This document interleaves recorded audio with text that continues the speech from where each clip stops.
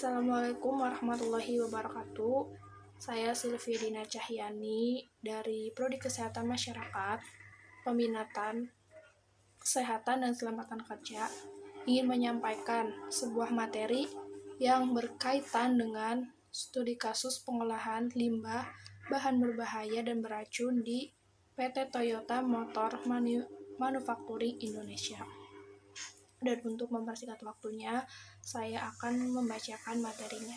Yaitu pertama ada pengertian dari limbah bahan berbahaya dan beracun atau B3 yang didefinisikan sebagai limbah atau kombinasi limbah yang karena kuantitas, konsentrasi, atau sifat fisika dan kimia, atau yang memiliki karakteristik cepat menyebar. Mungkin yang merupakan penyebab meningkatnya angka penyakit dan kematian juga memiliki potensi yang berbahaya bagi kesehatan manusia dan lingkungan ketika tidak sesuai pada saat diperlakukan dalam penyimpanan, transportasi, atau dalam penempatan dan pengolahannya. Yang selanjutnya yaitu ada karakteristik limbah bahan berbahaya dan beracun. Berdasarkan PP nomor 18 tahun 1999, PP nomor 85 tahun 1999, limbah yang termasuk limbah B3 adalah limbah yang memenuhi salah satu atau lebih karakteristik sebagai berikut. Yang pertama ada limbah mudah meledak. Limbah ini limbah yang pada suhu dan tekanan standar dapat meledak karena dapat menghasilkan gas dengan suhu dan tekanan tinggi lewat reaksi fisika atau kimia. Dan yang kedua ada limbah mudah terbakar. Limbah ini limbah yang dapat membakar karena kontak dengan udara, api, air, atau bahan lainnya, baik dalam suhu atau tekanan. Yang ketiga ada limbah yang bersifat reaktif. Limbah ini limbah yang menyebabkan kebakaran karena melepaskan atau menerima oksigen, atau limbah organik peroksida yang tidak stabil dalam suhu tinggi. Yang keempat ada limbah beracun. Limbah yang mengandung racun yang berbahaya bagi manusia dan lingkungannya. Yang kelima ada limbah menyebabkan infeksi. Limbah laboratorium yang terinfeksi penyakit atau limbah yang mengandung kuman penyakit seperti bagian tubuh manusia yang diamputasi dan cairan tubuh manusia yang terkena infeksi. Yang keenam ada limbah bersifat korosif. Limbah ini limbah yang menyebabkan iritasi pada kulit atau mengkorosikan baja, yaitu memiliki pH sama atau kurang dari 2,0 untuk limbah yang bersifat asam dan lebih besar dari 12,5 untuk bersifat basa. Selanjutnya yaitu ada proses produksi PT Toyota Motor Manufacturing Indonesia. Yang pertama itu ada proses stamping. Proses stamping ini pengepresan pembuatan bodi kendaraan dilakukan. Lempengan-lempengan baja dicetak menjadi bagian-bagian dari bodi kendaraan seperti kerangka, tangki, bahan bakar, dan komponen bodi subassembly, kabin, dek, rangka, atau chassis. Nah, yang proses selanjutnya yaitu ada proses welding. Proses welding ini dibagi menjadi 3 kelompok, yaitu ada welding frame, welding body, welding packing. Welding shop memiliki area 23.000 mili kubik. Disinilah proses penyambungan atau pengelasan bagian-bagian bodi kendaraan untuk menghasilkan satu bagian utuh. Prosesnya adalah dengan menyatukan seluruh proses part yang diproduksi oleh stamping shop. Hasil akhir ini akan diproses adalah satu bodi kendaraan utuh. Yang selanjutnya ada proses painting. Proses painting ini satu bodi kendaraan utuh memasuki painting shop untuk menjalankan proses anti karat, pengisian celah, sambungan, dan pengecekan. Kemudian memiliki fasilitas pengecatan primer and top coat proses dengan sistem rabiotik untuk mendapatkan hasil pengecatan berkualitas tinggi. Selain itu, ke-20 robot yang digunakan juga memberikan jaminan keamanan proses serta ramah lingkungan. Selanjutnya ada proses part painting atau resin shop. Proses ini sedikit berbeda dengan pengecekan bodi kendaraan. Karena untuk pengecatan plastik part seperti dashboard, bingkai spion, bumper, dan sebagainya dilakukan tanpa melalui proses degreasing maupun post-plating. Parts langsung dicat dengan sistem penyemprotan atau spray booth. Setelah pengecatan selesai, part dimasukkan ke dalam oven bersuhu 80 derajat Celcius untuk proses pengeringan cat dan langsung dikirim ke unit assembling untuk dirangkai dengan komponen lainnya setelah langsung dikirim ke unit assembly. Inspection, melewati proses inspection. Yang selanjutnya itu ada proses assembling. Proses ini dimulai dari pemasangan trimming proses, yaitu pemasangan part-part trimming, SPT suspense, wire, dan sebagainya pada bodi kendaraan. Proses berikutnya adalah proses chassis, yaitu pemasangan bagian underbody, termasuk axle dan roda inline. Proses akan dilakukan secara paralel dengan proses chassis. Selanjutnya adalah proses final assembling, dan setelah proses praktik selesai akan dilakukan final test terhadap kendaraan niaga tersebut meliputi tes rem, kekuatan mesin, kebocoran, dan sebagainya. Setelah memenuhi kualitas Toyota, kendaraan akan disimpan di stockyard dan selanjutnya dikirim ke konsumen. Nah, selanjutnya itu ada proses delivery. Saat proses ini konsumen secara khusus dilakukan oleh Fates Logistic Division. Dalam hal ini, PT Toyota Manufaktur Indonesia bekerja sama dengan PT Toyota Astra Motor.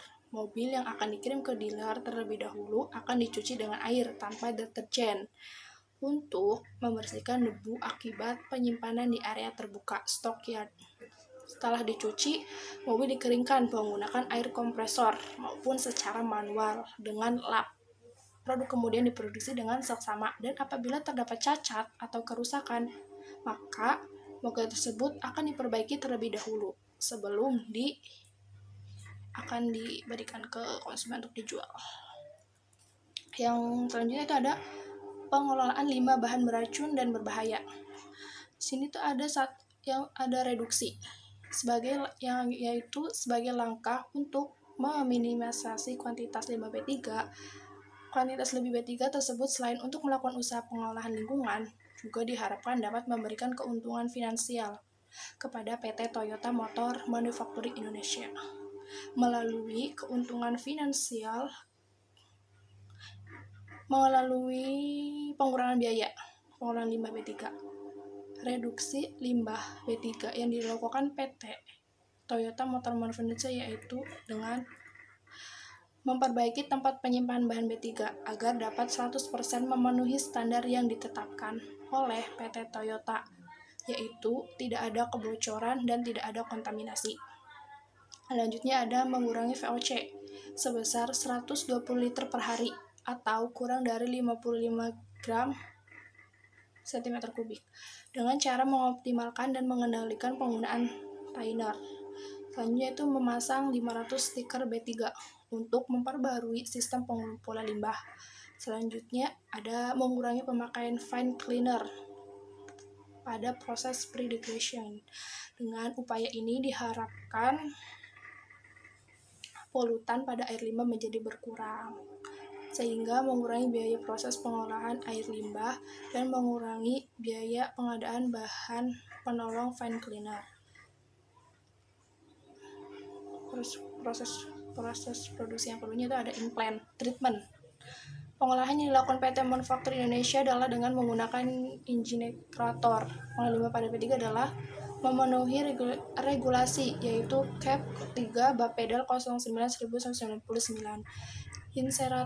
Insinerator merupakan alat yang berfungsi untuk membakar limbah padat dan bermanfaat untuk menghilangkan kandungan B3 yang terdapat di dalam solid tersebut. Limbah yang dibakar ini di insinerator adalah sludge atau kerak cat dan filter bekas. majun dan sarung tangan bekas, dan limbah dari poliklinik. Inisiator yang digunakan adalah tipe model B380 brand Entech. Spesifik insinerator yang digunakan volume camber 3.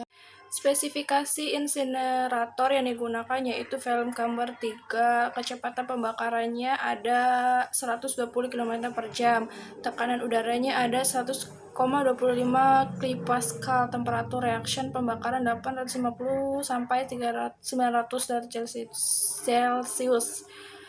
Sementara waktu tinggal di dalam insinerator tergantung kondisi limbah. Apabila limbah yang kering, waktu tinggal antara 15 sampai 30 menitan. Dan untuk limbah basah antara 1 sampai 3 jam.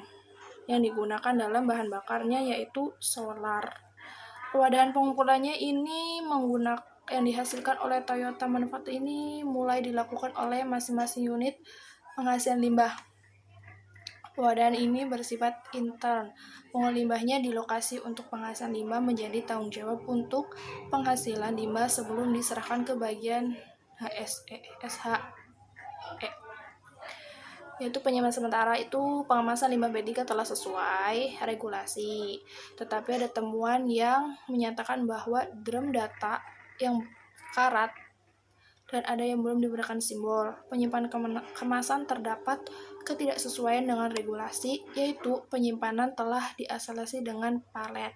Bangunan penyimpanan telah memenuhi syarat regulasi. Yang selanjutnya ada label dan simbol. Pelabelan di PT Toyota Motor Manufacturing Indonesia ini telah memenuhi regulasi yang berlaku berdasarkan KEP 05 Bapeda 09/1999, tetapi tidak terdapat simbol pada pengangkutan. Selanjutnya ada pengangkutan. Pada pengangkutan limbah B3 yang dihasilkan oleh PT Toyota Motor Manufacturing Indonesia dikelola secara intern dan pihak ketiga. Hal ini menyebabkan terjadi kegiatan pengangkutan yang meliputi pengangkutan intern dari unit penghasilan ke tempat penampungan sementara limbah B3 di lingkungan PT Toyota Motor Manufacturing Indonesia. Selain itu juga pengangkutan dari tempat atau gudang penyimpanan sementara limbah B3 pada PT Toyota Motor Manufacturing Indonesia ke tempat pengolahan atau pemanfaat ke pihak ketiga yang telah memiliki aspek legalisasi dari KLH.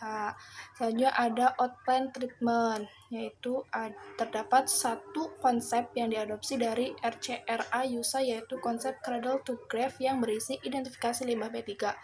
Persyaratan mulai dari sumber timbulan, penyimpanan, transportasi, pengolahan, dan penyingkiran atau pemusnahan dispel limbah B3. Yang 8 yaitu ada perizinan dan pengawasan. Hal ini sesuai dengan apa yang tercantum dalam PP nomor 18 tahun 1999, JO PP nomor 85 tahun 1999 disebut bahwa setiap bahan usaha yang melakukan kegiatan pengolahan limbah wajib memiliki izin dari kepala instansi yang bertanggung jawab. Nah, selanjutnya ada pemanfaatan. Pemanfaatan itu dengan drum bekas bahan B3 dimanfaatkan sebagai tempat limbah B3. Untuk drum-drum bekas dan kaleng cat yang sudah tidak terpakai dan kemasan bekas dikembalikan kepada subkontrol, tidak dibuang begitu saja, yaitu recycle thinner dengan cara mendidihkan thinner yang menghasilkan uap yang dapat digunakan kembali menjadi thinner. Yang terakhir ada yaitu biaya. Biayanya, sedangkan yang kembali ke spoiler adalah 3,80 ton. Sedangkan biaya yang dikeluarkan untuk mengolah limbah periode Juni 2010 adalah 43 juta. Sekian, rincian dapat dilihat di lampiran. Gambaran studi kasusnya yaitu Karawang Plant adalah salah satu pabrik otomotif milik Toyota Motor Manufacturing Indonesia yang berlokasi di Karawang International Industry City, Teluk Jambe, Jawa Barat. Karawang Plant dibangun pada 29 Mei 1996 dengan investasi sebesar 462,2 miliar. Walaupun mulai beroperasi pada tahun 1998, namun Karawang Plant baru diresmikan pada tahun 2000. Pada saat ini, Karawang Plant memiliki kapasitas produksi 100.000 unit mobil per tahun. Karawang Plant yang berdiri di area tanah seluas 1 juta kubik dengan luas bangunan 300 meter kubik memiliki konsep pabrik otomotif kelas dunia yang memadukan teknologi tinggi, keahlian sumber daya manusia, dan kepedulian terhadap karyawan dan lingkungannya. PT Toyota Motor adalah perusahaan yang bergerak di bidang industri, pembuatan komponen atau perakitan kendaraan bermotor roda 4 merek Toyota, dan perlengkapan mesin pengolahan atau pengerjaan logam. PT Toyota Motor Manufacturing Indonesia menghasilkan limbah yang bersifat berbahaya dan beracun dari kegiatan proses produksi dan berpotensi menjadi pencemar bagi lingkungan kerja tidak dikelola dengan dari kegiatan proses produksi dan berpotensi menjadi pencemar bagi lingkungan jika tidak dikelola dengan baik. Dan yang terakhir yaitu ada evaluasi analisis studi kasusnya. Yang pertama ada PT Toyota Motor Manufacturing Indonesia menggunakan redukasi sebagai langkah untuk meminimalisasi kuantitas limbah B3 dan untuk melakukan usaha pengelolaan lingkungan yang diharapkan dapat memberikan keuntungan finansial. Yang kedua, PT Toyota Motor Manufacturing Indonesia lebih memperhatikan kinerja alat dengan menggunakan insinerator pengelolaan limbah padat B3 yang sudah memenuhi regulasi yaitu CAP 03 Bapedal 09/1995. Yang terakhir, perlu diperhatikan saat melakukan pemeriksaan rutin terhadap kondisi drum dan juga simbol serta label agar tetap berada pada kondisi yang baik dan semestinya. Itulah materi yang bisa saya sampaikan, kurang lebihnya mohon maaf. Wassalamualaikum warahmatullahi wabarakatuh.